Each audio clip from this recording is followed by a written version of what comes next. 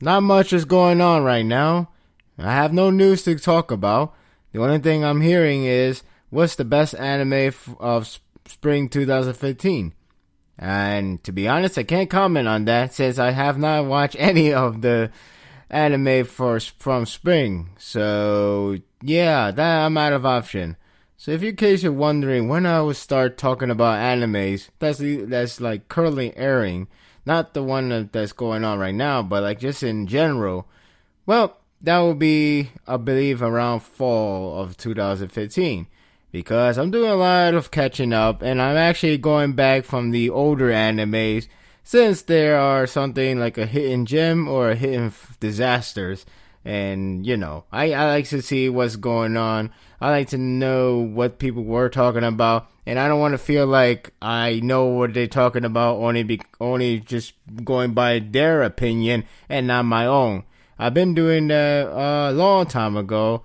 And, it's not such a good idea, to be honest with you. You look at the numbers like, oh, look at this anime got 10 out of 10. And then you watch yourself, you're thinking, is this a troll? Is this really what people think this anime has become? Has the standard has changed? It's something like that.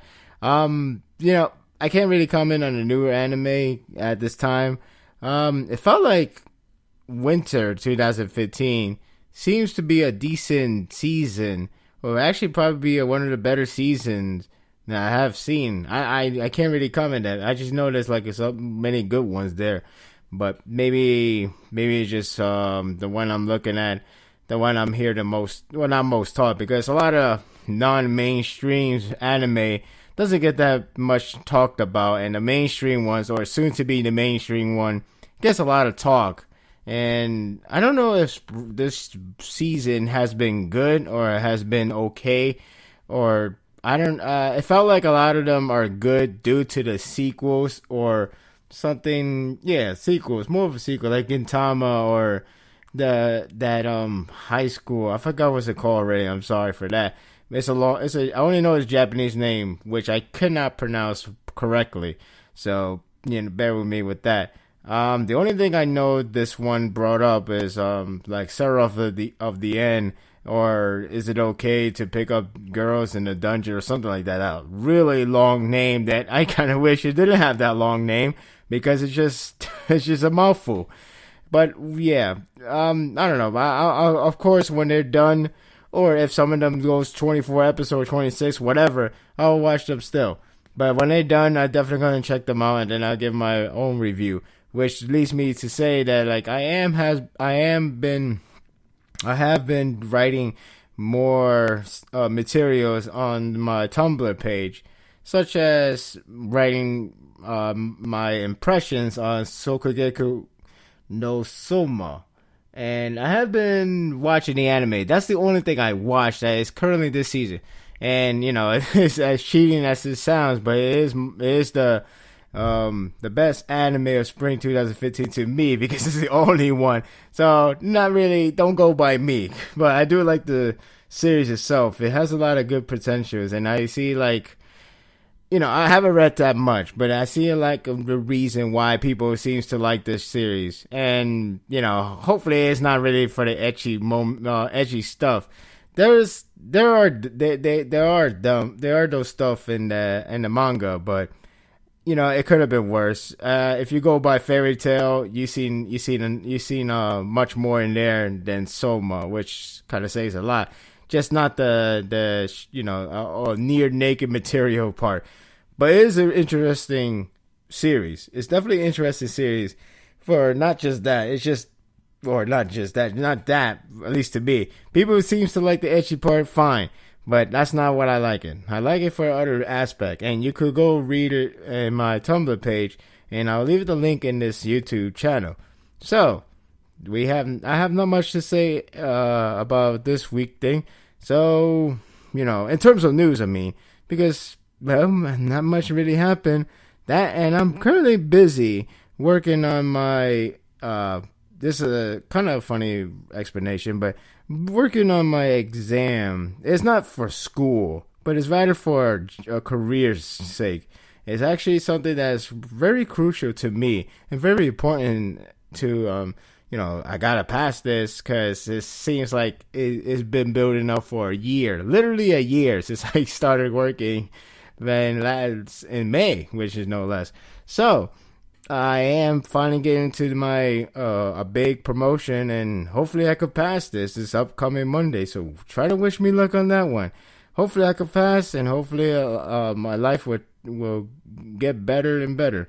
I mean, my life is already good, and I'm really, liking everything what I get, everything I see, everything I, enjoy. Especially for my friends. My friends has been doing so well for themselves, asking for helps. I ask for helps. We all connect. We all bond each other and stuff like that. So I'm really doing well, and having this promotion could set me a very good light, and it give me a better life on my future career. So hopefully I could get that done, and I could put a full more concentration with these materials with you guys.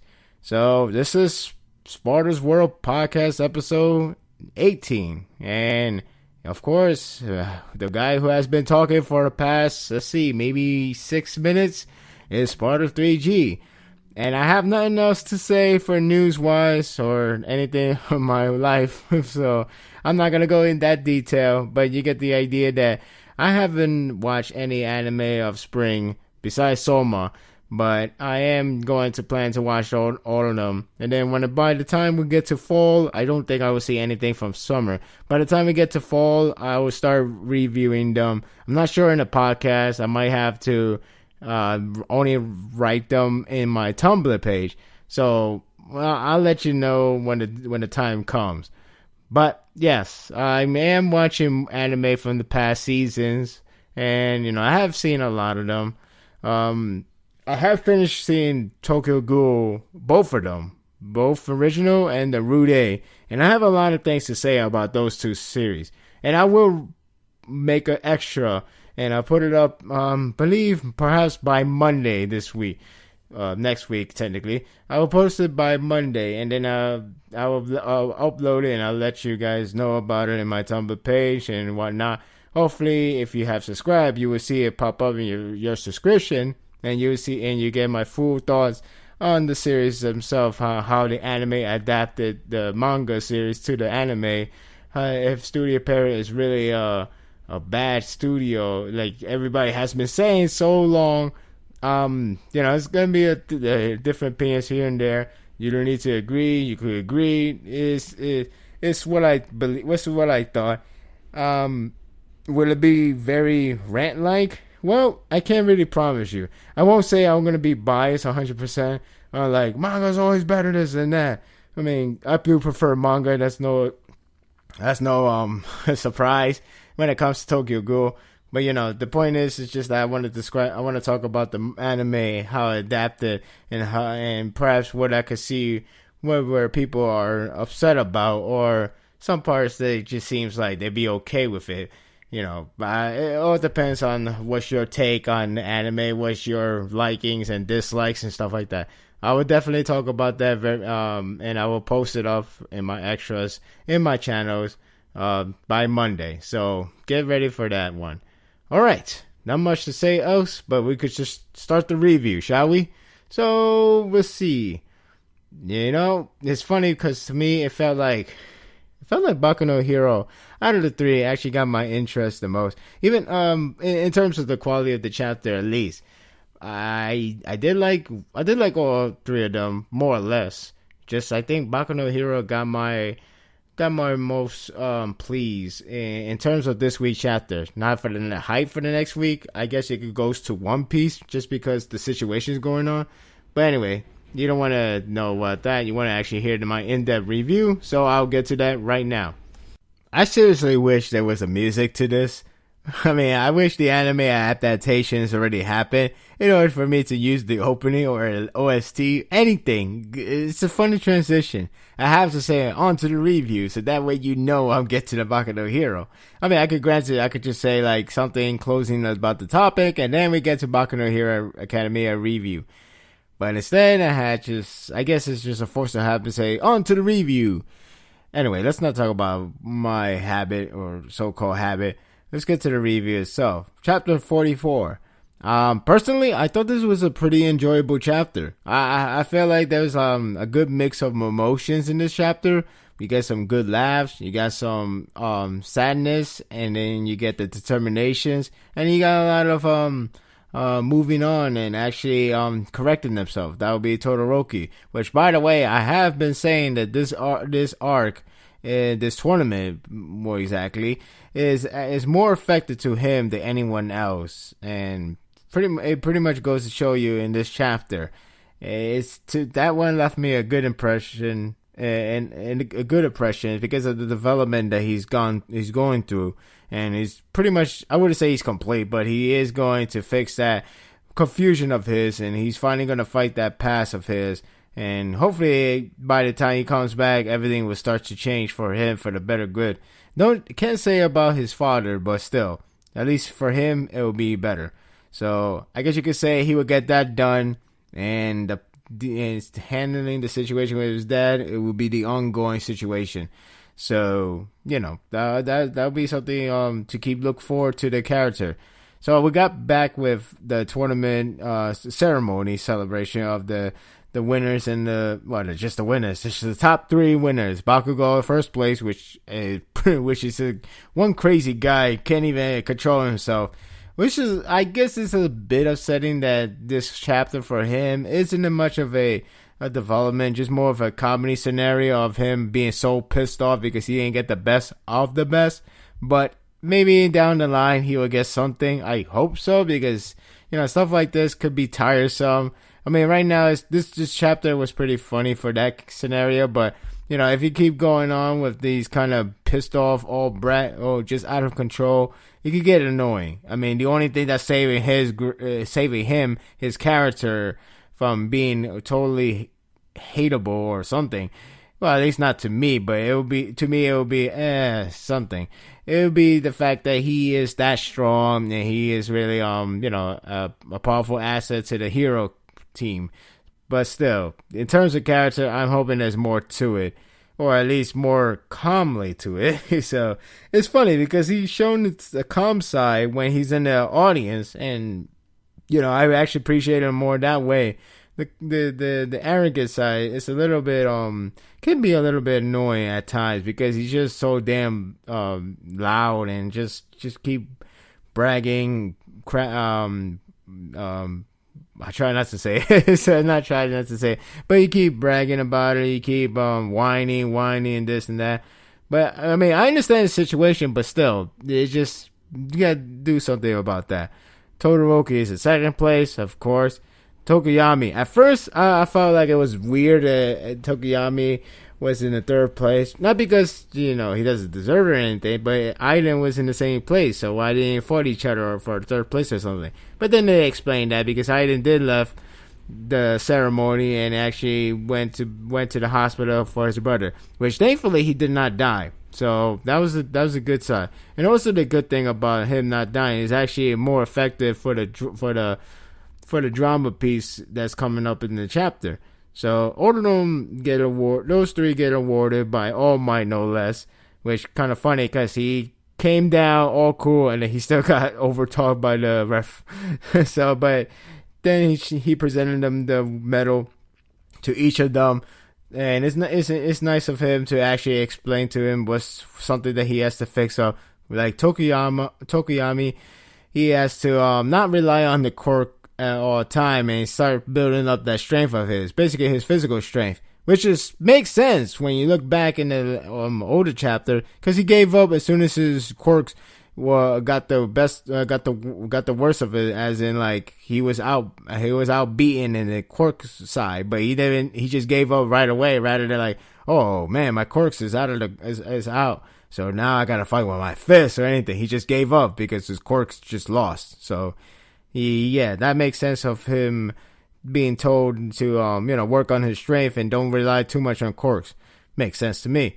Todoroki, of course, makes the most sense. It probably got the most developed in this tournament by not really, of course, that he's demonstrated the other side of the power, which is from his father, and he doesn't know if he done the right thing, and he wants to be a hero as much as he dreamed to be, but thing is, is it right that he's doing this? Is it wrong if he's doing this?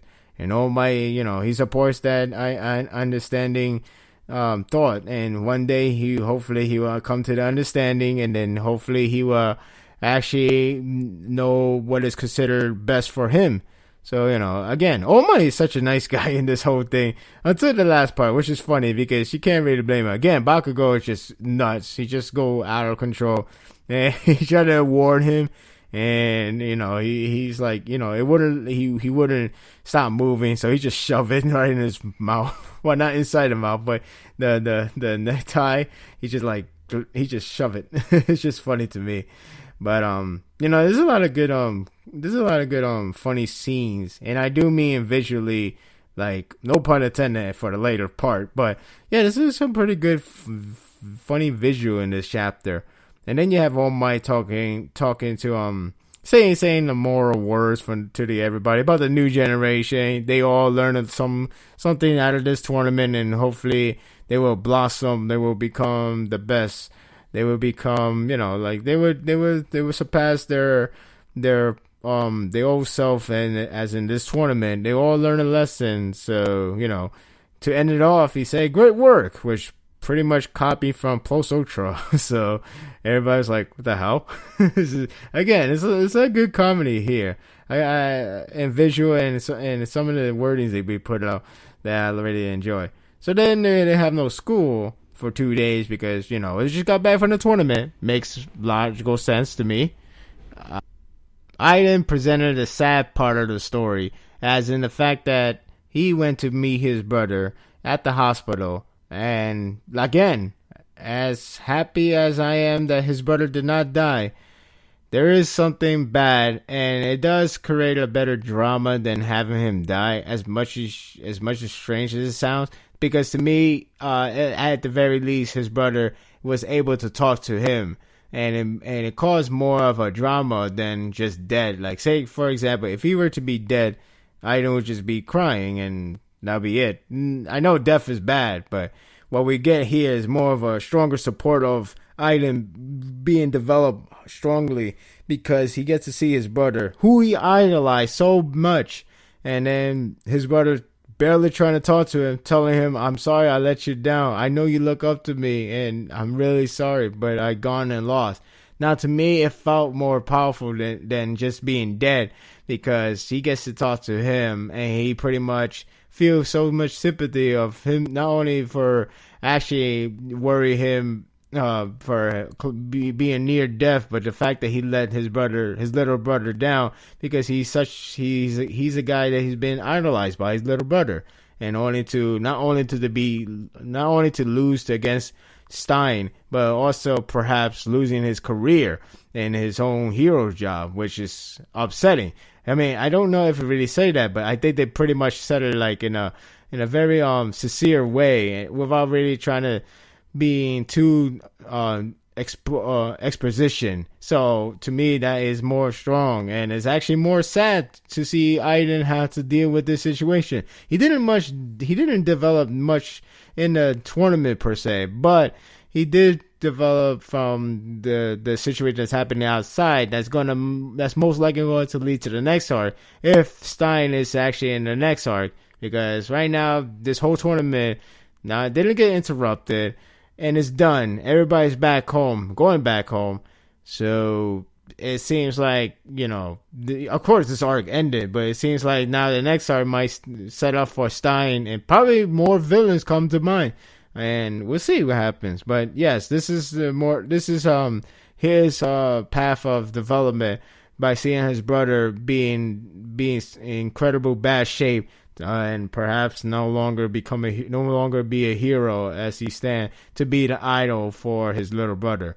Then we had Todoroki going to meet his mother, which thankfully that's the case, because I thought they were trying to prolong his confusion, like sitting down doing nothing, but instead he finally realized he has to face that past of his, because it all relies on the past. Everything about him is about the past, and not really fighting or actually resolving that past, just because, especially this fact that he and his father sent his mother to the hospital, and yeah, that's the case. And now he's going to the hospital, which you could tell this is actually a most surprising moment, not from the elder sister, but even the nurses in that hospital. So it goes to show you this is a remarkable development.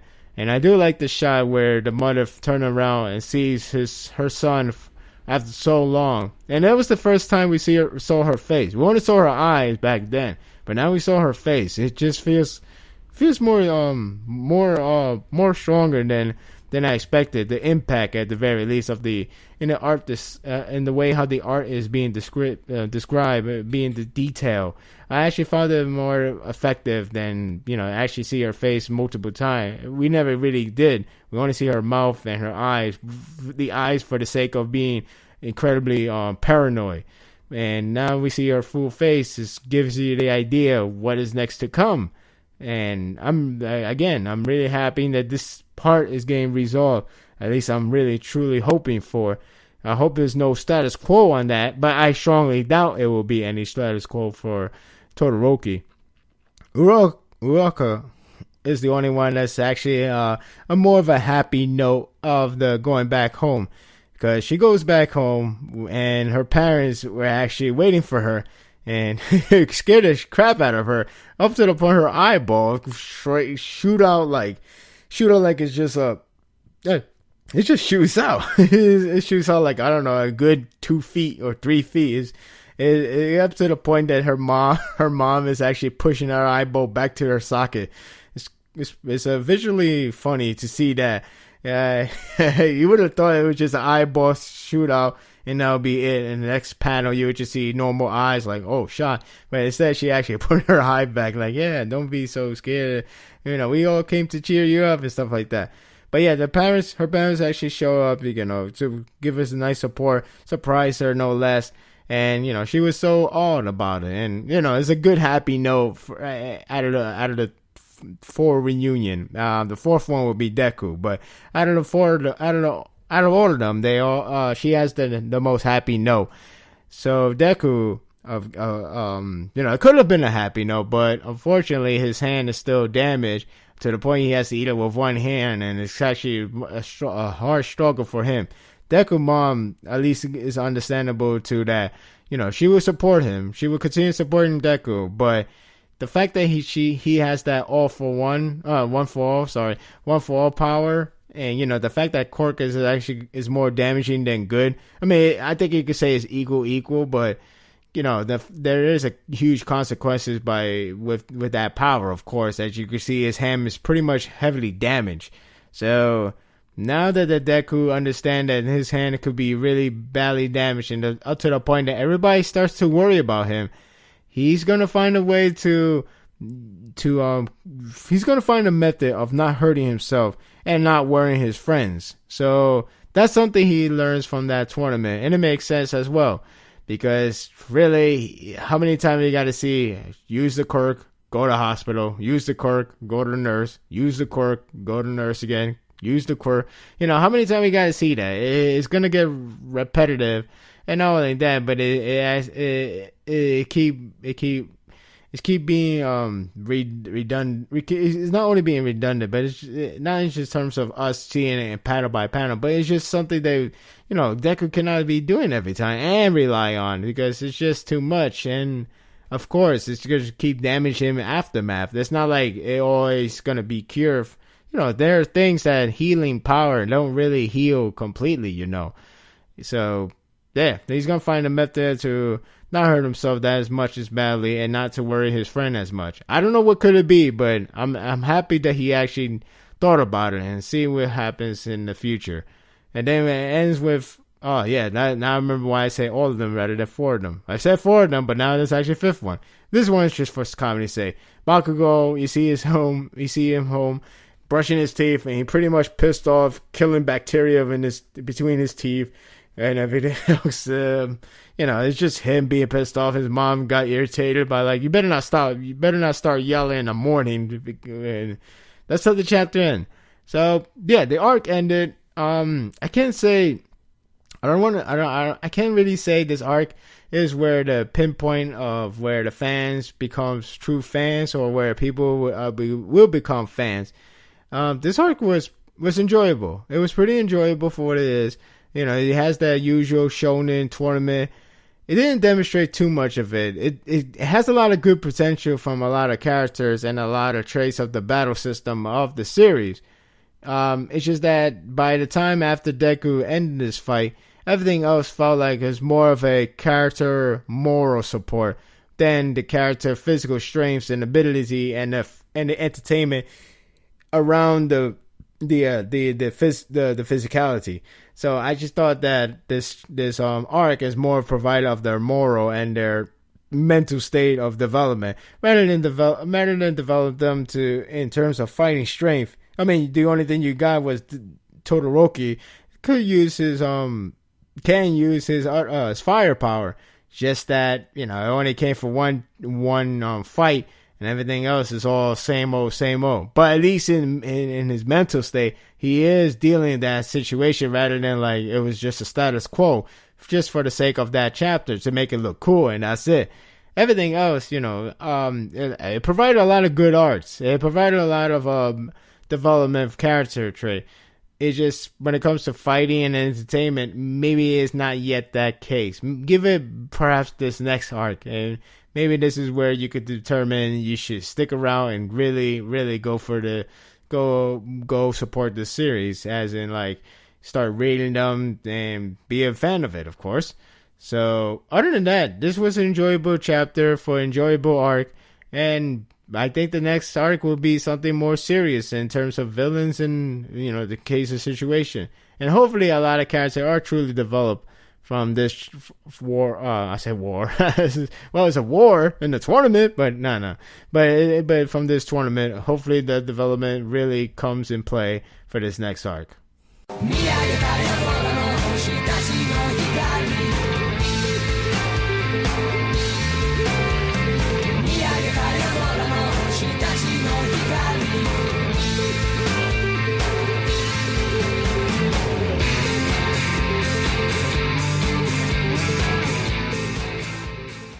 At least this one has a transitional music, so you should know what's next. Bleach. Yeah, spoiler. Okay. Chapter 628, huh? Well, I wonder how long has it been that it felt like a chapter. This chapter is not that, but still, this chapter was okay. It was an okay chapter. Bleach is known for a very slow pace, and I don't mean just by chapter. I just mean in general. Like, say if you buy the volume book. I know I already described this from yesterday, but say if you buy a volume, I don't know, just a volume, and then you read it, and you probably get a development that seems like it could have been dealt with 5 chapters, and this one has 10 chapters. So that's what I mean. It's just not the fact that it's just chapters takes too many space. Not just that, but it just felt slow, even when you read the overall of the volume, because it's just the way how it's written. It's just the way how it's worked. It's like you literally focus on one thing and it just takes so long to get out of it and then get to the next development. So in this chapter, well, this one has been saved by the amusing interaction with Ichigo and his friends about Yorchi, brother. And, the fact they're gearing up for this epic final battle for each of these characters. Pretty much they already got their battlegrounds, their levels, their boss stage and whatnot. So they got that out of the way in this chapter. Then not much to say about this. They just continue off from the last chapter talking about the fact they open the door and they only end up in the same place, or rather than a different place that's actually look like a Quincy area. Only the fact they just found out that they're in the Soul Palace King. The Soul King's Palace place. Make no mistake.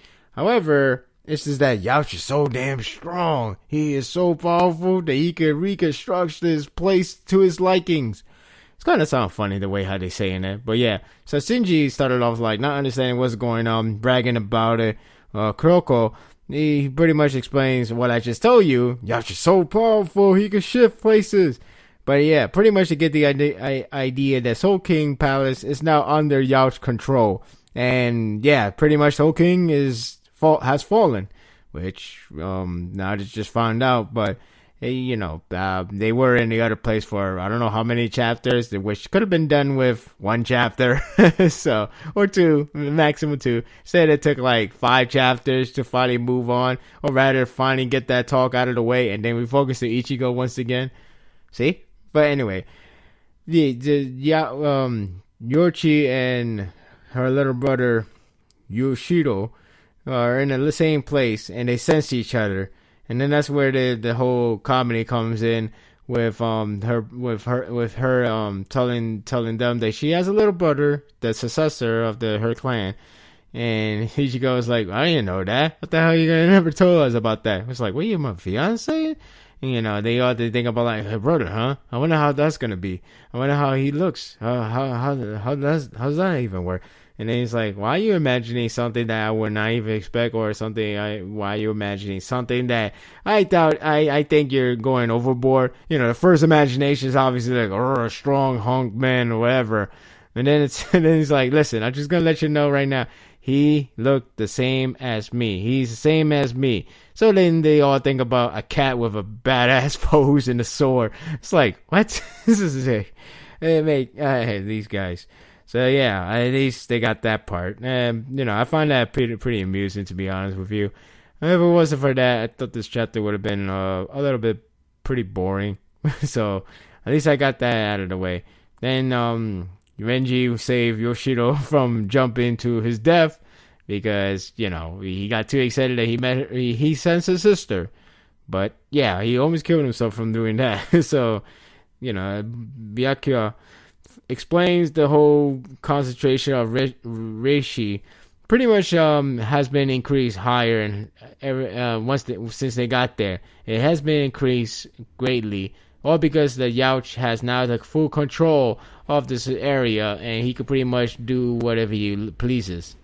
So yeah, not only he's strong enough to change the surface, to change the places, but he's also strong enough to change the concentration of reishi. Not to mention that reishi is the power source for the Quincy, so that's actually more benefit for them and more troublesome for the Shinigamis. So that's the case. Kuroko explained the situation about the whole Soul's Palace, the fact that the Soul King has been defeated, has been taken down by Yacht himself, and the only best thing to do is, what else? Beat the guy who took down the Soul King. So yeah, that's pretty much an easy explanation, the most logical sense you can actually ask for a shonen, no less. So yeah, they all fired up. They're gonna go down there and take down Yacht and his Quincy clan.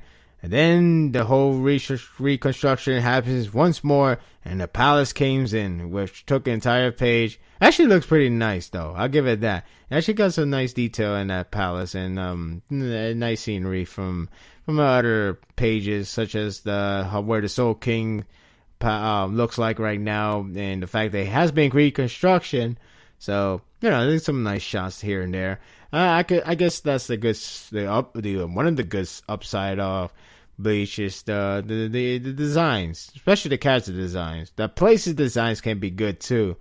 Just that he is not so well known for backgrounds, because the backgrounds can be pretty empty there and pretty usage of ink at times, mainly on the battle. But so pretty much they made a palace, pretty much telling them, bring it on. That's your boss battle, your tower for boss fights for each of these characters. So that's where it is going. And again, they all fire up. Gotai 13 are going to move in. I'm not sure what Ichigo and friends are doing, but we know these guys are going in. And before the chapter ended, you have Yacht pretty much calling his world, which I believe is from German. Correct me if I'm wrong. Warwelt is supposed to mean new truth world if you go rough translation, I think, unless that is the real translation, or new world. And with the chapter being titled New World Orders, it seems fitting that's the chapter, that's the name of the world. But truth world is good too. I just like the fact he used the other name to make it sound like a cool name rather than trying to say truth world in a very English plain language, which will make it seem like kind of odd, but with using a other different language, it actually benefits for him. He has been doing this for a while, so it's not that new. So that's where the chapter ended. And, it's not much to say again. They all fired up. It seems like it's a build-up for the next chapter, or maybe a chapter after that, depending how long a build-up can last with Bleach. And with Bleach, you never say the next chapter will be it, because they're always going to be like, well, there's more build-up to it, and there's more to that, and there's more another to that. So, that's the case. But I do think just maybe, we will start seeing more fights and start having more progress by next chapter after the next one. But the next one, I do think we'll probably see where Ichigo and his friends going to, and then probably see more of Gotai 13 and so forth. Perhaps more build up, but we'll see. Chapter was fine. I didn't complain so much. The pacing is still an issue, but what can you do with Bleach? Maybe he's really trying to survive out to 2016. But if judging from this, we are getting to that climactic ending scenario. Now when they're going for their boss fight, I guess we're getting really, really near to the ending of the series. But if the pacing goes the same way, I guess we will see the ending by 2016.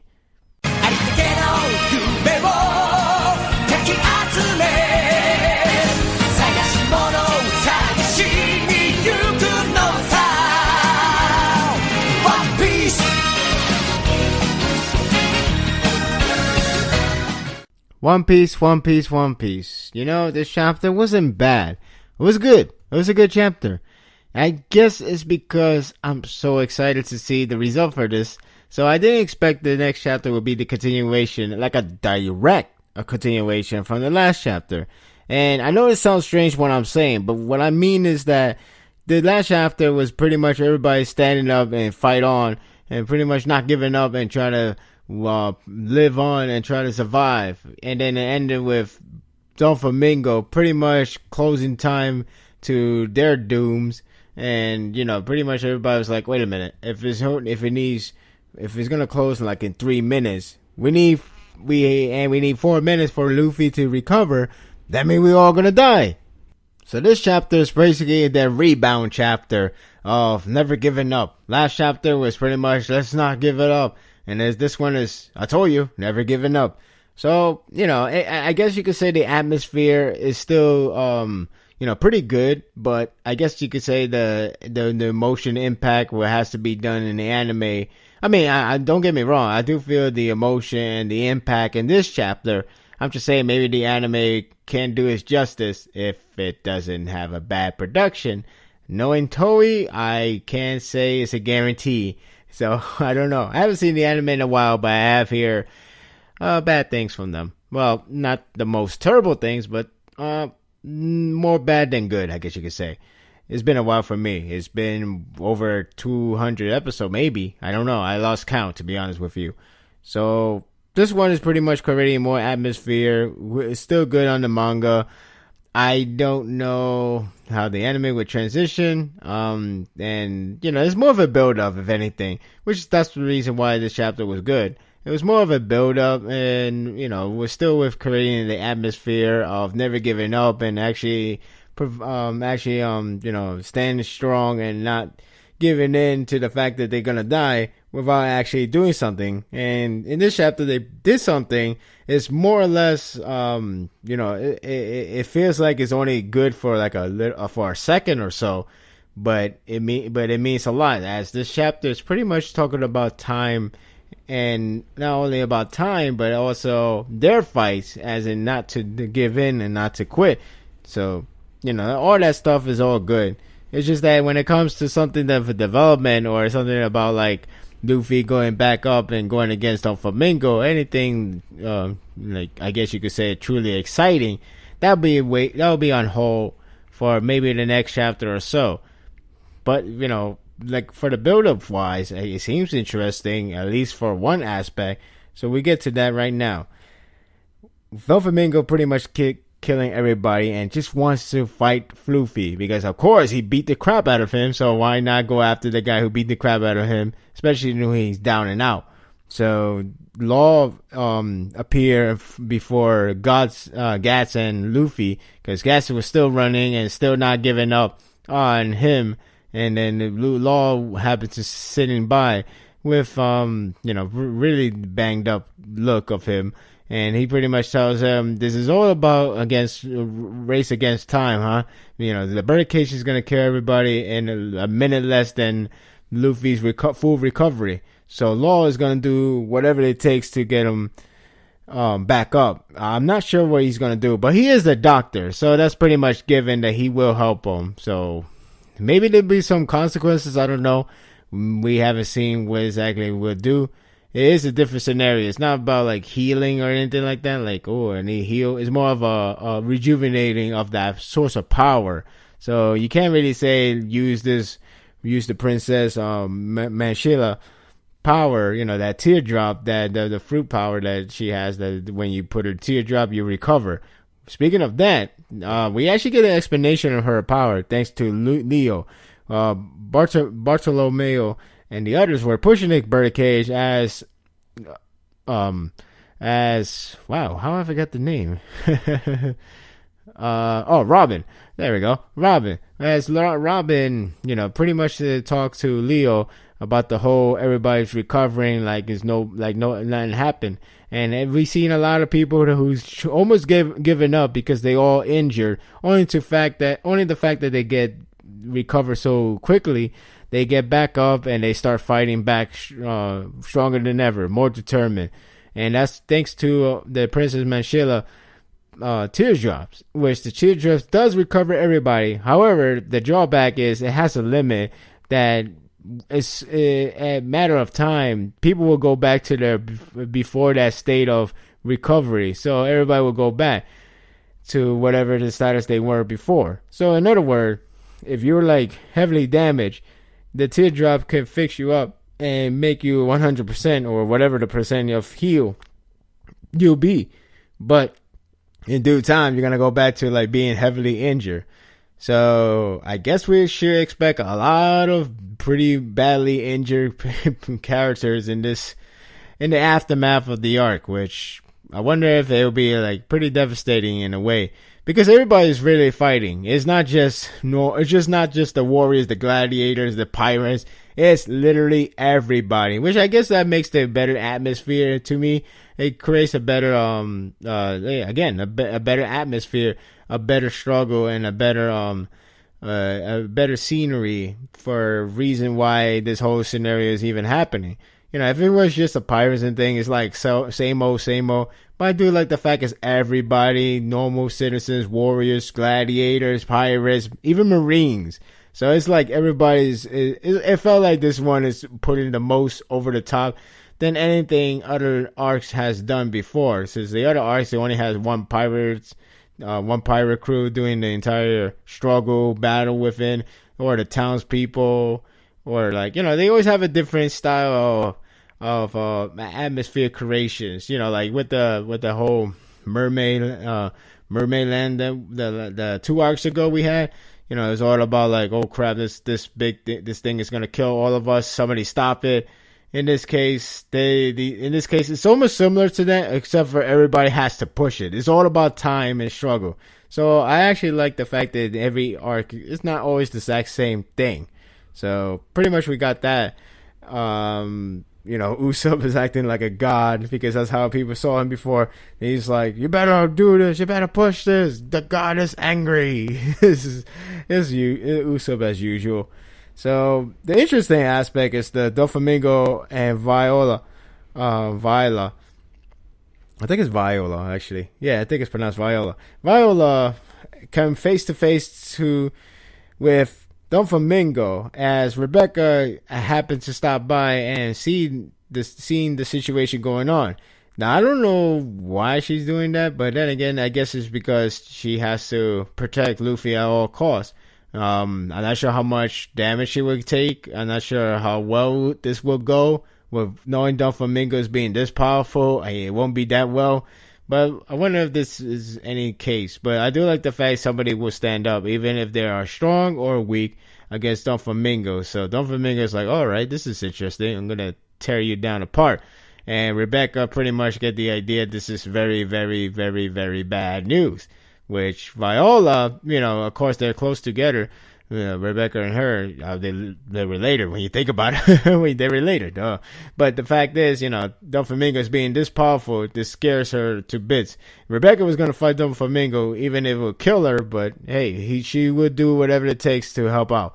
But the fact that Viola is going to take the fall is one of those case scenarios is you rather take death than see your loved one death, So I don't know how far this will go, but that's where it stops. Zoro and the Sunrise are trying to still stop the thing. Then Isho, that blind marine, shows up, and you would assume something bad would happen to Zoro. But then again, what can you do if everybody's gonna die? So instead, he will help out Zoro and the others from the birdcage, crushing them to death. So this is where the Marines get involved, and then the other guys get involved. Everybody gets involved to stop the birdcage from crushing them to their death, especially when they have to stall time for Luffy to recover. And there's a lot of panels being used of, a lot of determination from these characters, a lot of scenery to show, and then the birdcage actually stopped for a second. And then move on. But the fact is that even if it's just for a second, even if it's just either millisecond, I don't know how short it was. Actually, it might be not that short because they did pause and say like, "Hey, look." The fact that it stopped, it goes to show you nothing is impossible. Because a lot of people already said, "How can you even stop a birdcage? That's so insane. That's too insane to even think about it. Face it, we're gonna die," and stuff like that. He said, "Well, try it. Why not try it? You think it's over? Why not do it? If it's over, if you think it's gonna be over, why not even do it? Because what's the point? You're gonna die anyway if you don't even try, and at least know it before die or something like that." So pretty much they stopped it for a moment, and then it moved. Now it's much better than not moving or no progress at all. So I guess you could say the Straw Hat Crews and the others are right. That you can stop it, at least or stall it. In this case, you can push back. So that's where the chapter ended, with the fact that there's only 1 minute left for Luffy to recover. So they got to stall it this more shorter time in order for Luffy to get back up and hopefully beat Doflamingo very quickly.